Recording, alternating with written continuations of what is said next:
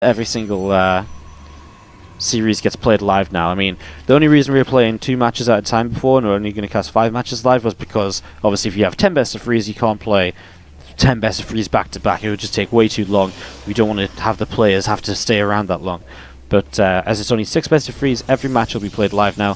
This is our second best of 3 of the day. To the top left-hand side from Team Liquid, our red Protoss player is MaNa. And to the bottom right, our blue Terran player, this is KeeN. For a little bit of TVP action to continue onwards here today. Why is my FPS so low, guys? I don't know. I actually have not a single clue. Huh. That's funny.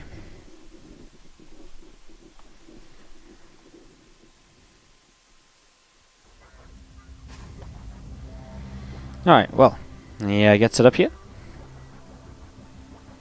And we look to see what's going to be happening over the next few moments, looking to see what's going to be going down. As you do see this probe just coming through and is actually being chased away by this SCV. So a little bit of maneuvering so far. Obviously this is the first time today we get to see KeeN in action. And we are just like that, having a nice little quick pause to give us a moment or two to get set on up here and get us ready to keep on partying on. We'll just say as well, guys, that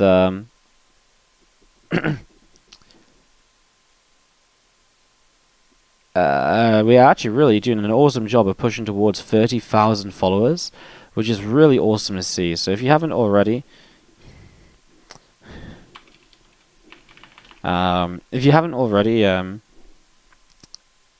hit that follow button for whatever reason. I can understand if you haven't, but if you do enjoy the stream and you haven't hit the follow button yet, maybe you don't really use your follow section, do consider giving us a follow. Pushing towards 30,000, it's good stuff. Alright, it looks as though we're going to get resumed here and get rolling on. And let's see what's going to happen as we kick off into this PvT. Body heart attack coming? No, it's not bad for you. You just had this really dumb discussion in the chat yesterday, and I didn't get to talk about it, so now I want to talk about it, because you know me, I like to pick up on dumb things people say in chat, and I like to talk about them even though it triggers everyone. I was like, no, Wardy, can you just shut up? And then everyone's like, rah, and I'm just like, I got an argument out of it. I'm happy. I'm a very confrontational person when it comes to Twitch chat, I'm not going to lie. Anyways, beyond that and all the rest of it, we are obviously getting set up here to see what's going to be happening next, as we do have a factory coming down from KeeN. And the command center is dropping as well. Obviously that probe from MaNa was scouting around, but it has now been... Did it die? I'm not actually 100% sure. I think it got recalled home before the Reaper came into play, so... Just going to be seeing the Reaper actually being chased away by the Adept. Will not go down, but low on health, unable to actually make it up in towards the main base, where the Stargate is, so he's not able to get that scout off just yet.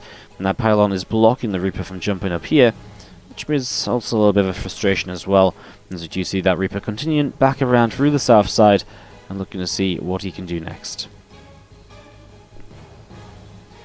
So just going to see this Reaper coming all the way around the right, and Adept coming down towards the bottom right hand side to just apply a little bit of pressure. There's the first Oracle. Man, this Reaper's really on a journey, loops all the way around. I mean, at this stage it is when you kind of want to see what's going on, whether it's a Stargate or not. You're going to see the secondary tech coming up sometime soon from MaNa as well, so it's a good time for this Reaper to make its dive in. What's actually at home from KeeN? A couple of Marines, I guess the Widow Mine as well, so MaNa would have to be careful. Reaper gets into the main base and gets a perfect full scout, and even gets his gas mining disrupted a little bit too. He even pops the Oracle energy to get rid of that Reaper, and he does save the probes at least, so a worthwhile little bit of usage of the Oracle energy there. And against the, against the Terran player, picking off the Reaper is nice. It denies further information. It allows him to throw down the Twilight Council without being seen. And now the Oracle is still around. You don't have to be poking Mineral Islands. It's already a threat just by being on the map. And in general, the Oracle is more useful just for throwing down Revelations and so on to keep track of the Terran army, which is so terrifying. Twilight Council is about to finish up here, and as that Twilight Council finishes, we'll see a third Nexus from MaNa also coming down in this lower left-hand side, and just going to be seeing this Blink from MaNa starting up as well on the natural command center, on the natural Nexus. So, or next to the natural Nexus, it's not actually on it, is it? That'd be weird. Huh, my Nexus is researching Blink. That would be balanced. Another Stalker just warps in here as KeeN sends an empty medevac across the map, maybe just trying to bait something, maybe just trying to scout a little bit. Interested to see what the plan is. Of course, KeeN here today has 3 Protoss opponents now, so we're going to be seeing a lot of TVP for him. A lot of TVP.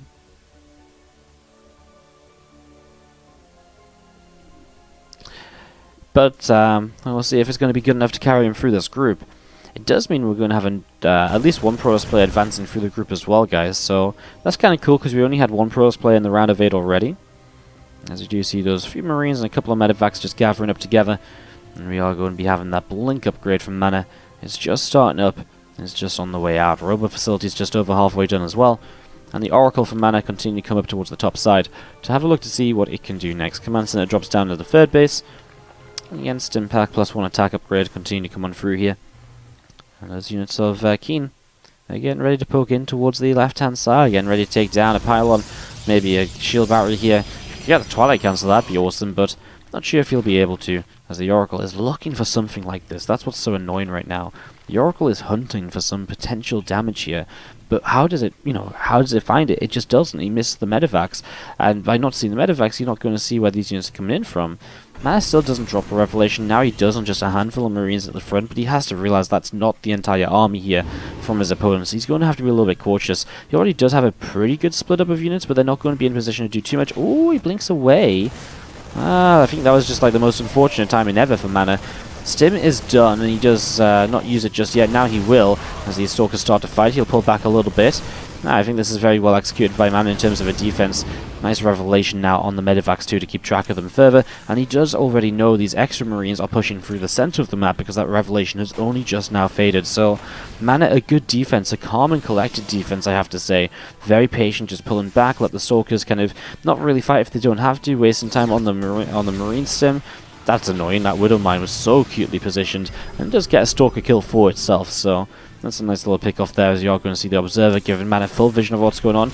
He'll even see that Widow Mine, and he even somehow gets that Revelation reaching over everything. I wonder if it didn't hit everything and this Revelation's just a little bit about to like fade away, because it almost feels as though that shouldn't have been able to revelate everything from so far off.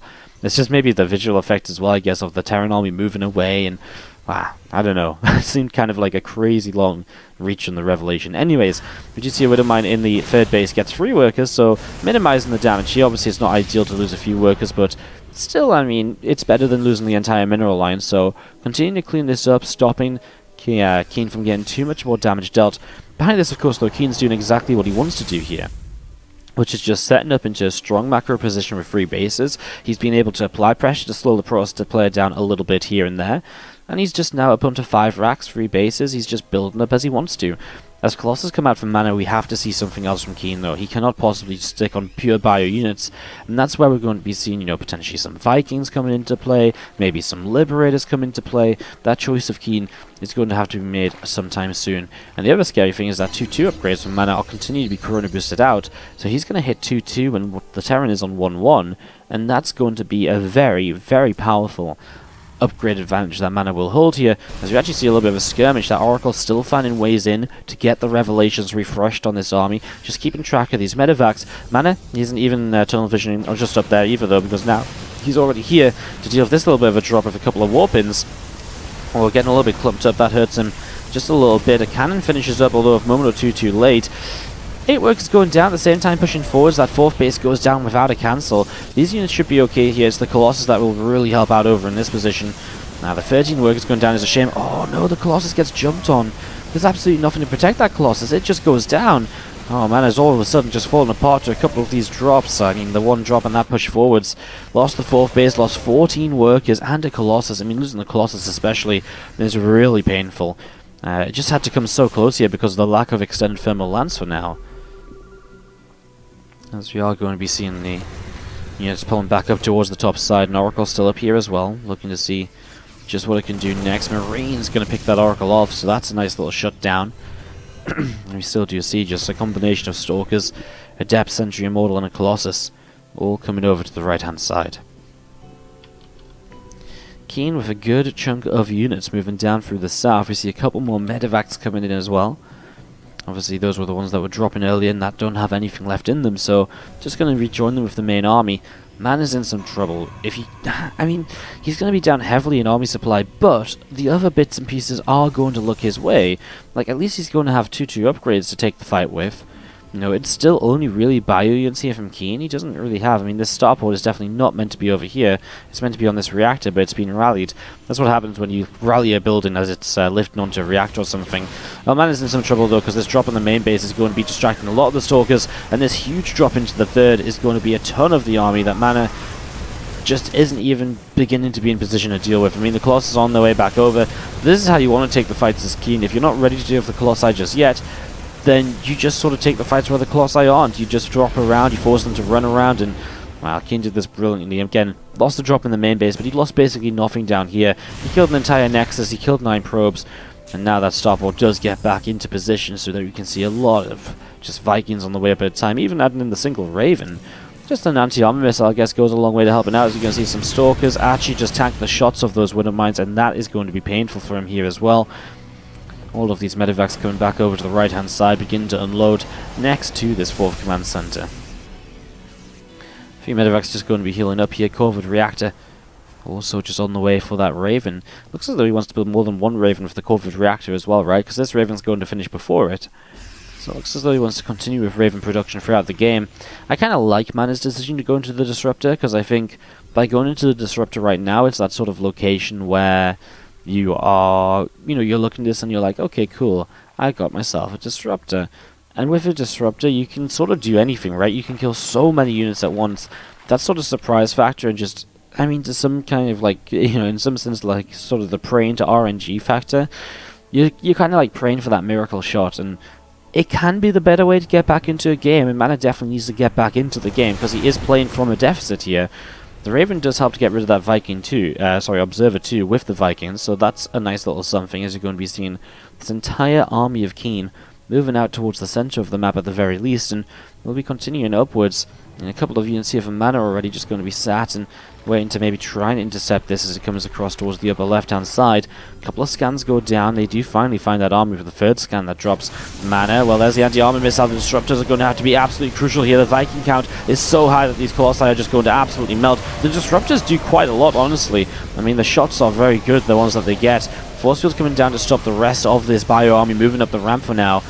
I mean, he needs to buy time for the Disruptor to come back off cooldown, which he is going to get in the next couple of moments, and he's going to be able to send it forwards, and he does just send it in. It just grabs a couple of the Vikings. MaNa with a fight that's keeping him alive at the very least. Those couple of Immortals are chunking their way through the Vikings on the ground, by the way. As more Vikings show up, they're just not the best of units at the moment. Vikings can't stim. You know, it's nice that you can land them, but it's not going to do crazy amount of damage against this army compared to what you might expect. And that is our Protoss player, holding on in the middle of the map. What an engagement by MaNa.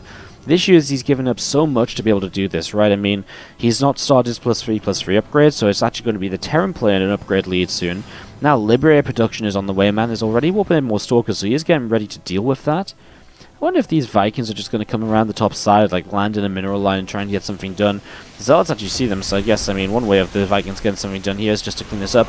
MaNa should have stuck around. He probably could have killed a Viking, which would have been worth it. And you see the Zealots coming in here, and they are going to force the lift up. Only a couple of probes killed. Suddenly, MaNa's multi-pronged defense is looking amazing. Gets both of those low-health Vikings with the Stalkers. MaNa, as soon as he got behind in this game, suddenly turned it up a notch and started playing absolutely phenomenal StarCraft. The last couple of moments have been very, very cute as we see this Observer chasing down these couple of medevacs. No more Oracles, so the lack of Revelation will hurt here. As KeeN is apparently having some ping issues once again. And apparently people are just not having a good day in terms of internet. Impact having to forfeit their entire group because of internet. KeeN, second time now pausing, and I'm assuming it's the same issue as before. Hopefully not going to be too lengthy of a pause, hopefully something we can just dive right on in with very soon.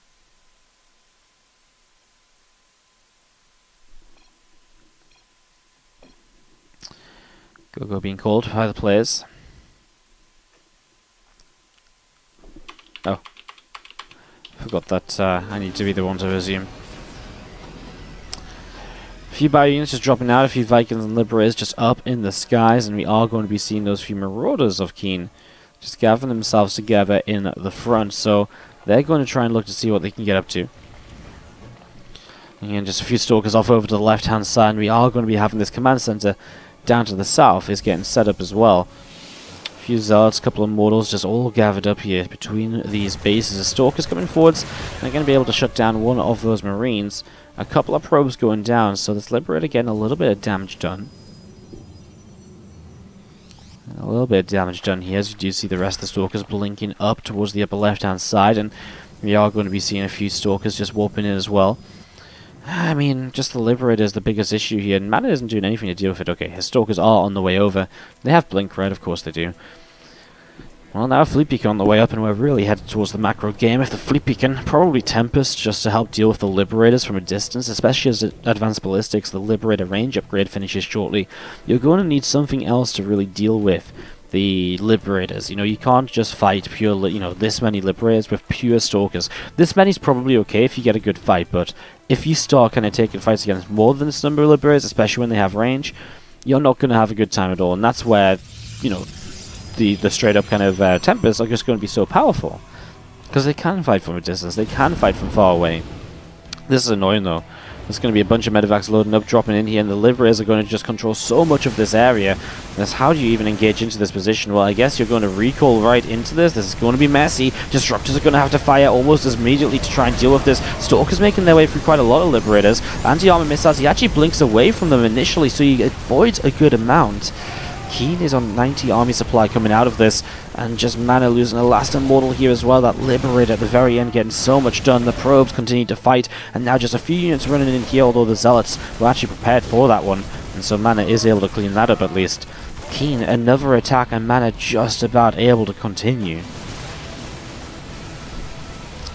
Just going to be seeing another Disruptor shot coming through, and it's just going to be a Marauder that's connected onto.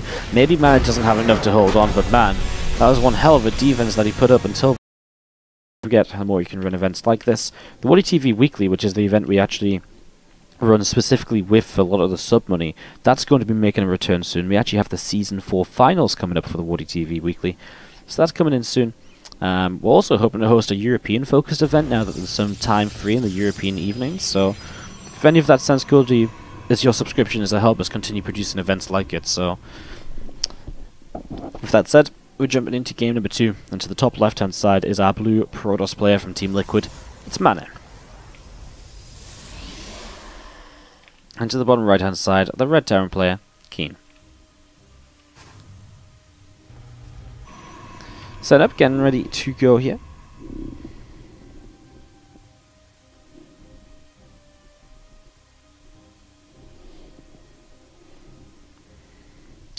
And,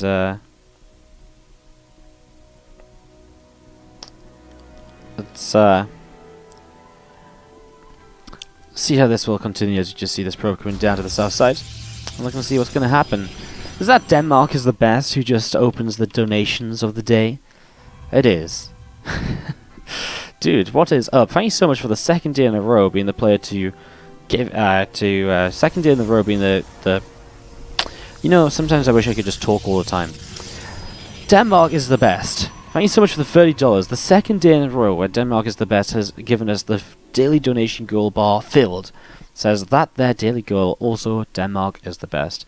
Well, last night Denmark is the best was very generous to us on the WardiTV stream, and he ended up being essentially the sponsor of the WardiTV stream last night. It was kind of insane. So can you guys some love in the chat for Denmark is the best? Thank you so much. As we get this set up and ready to go.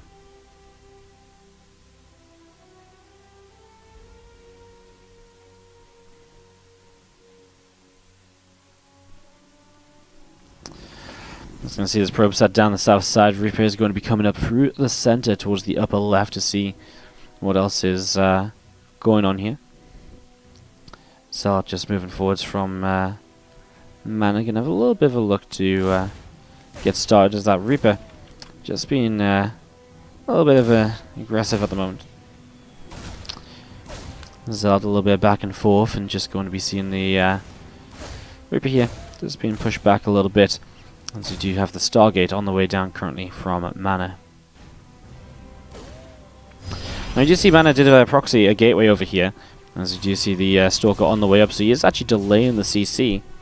And we are going to be having this, actually going to be very frustrating. If a shield battery comes up at the front, this could be very, very annoying to deal with. But SCVs are going to pull down, the probe is going to get attacked here a little bit, and with a Cyclone coming out, I don't really see a way in which this actually survives.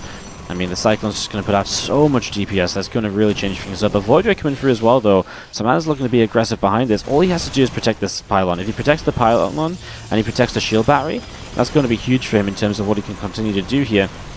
Stalker's getting some shots on this Cyclone as it targets the shield battery down. Void Ray is on the way. Just going to be seeing these SCVs repairing up that Cyclone. Marines helping so much with the damage output, though, and we are going to be seeing this pylon just continue to take some damage. The Stalker again pushed back. Void Ray is about to come out, though, and that could be a bit of a turning point, but without the shield batteries it could be difficult. The CC finishes from KeeN as well.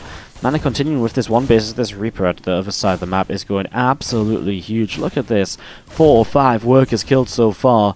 Absolutely insane amounts of damage already as this Reaper is just continuing to go huge, and going to be seeing another probe getting picked off as well. So another probe picked off here right now, as we are going to be seeing. I mean, this is just insane that MaNa's losing so much economy to this.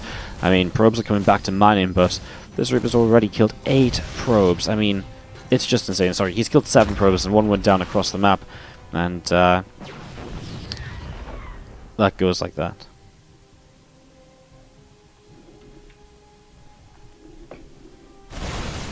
Two Void Rays coming forwards, but the Cyclones lock on. We do see the Voids getting pushed back just a little bit. And that is going to be GG. And KeeN is going to take the series 2-0.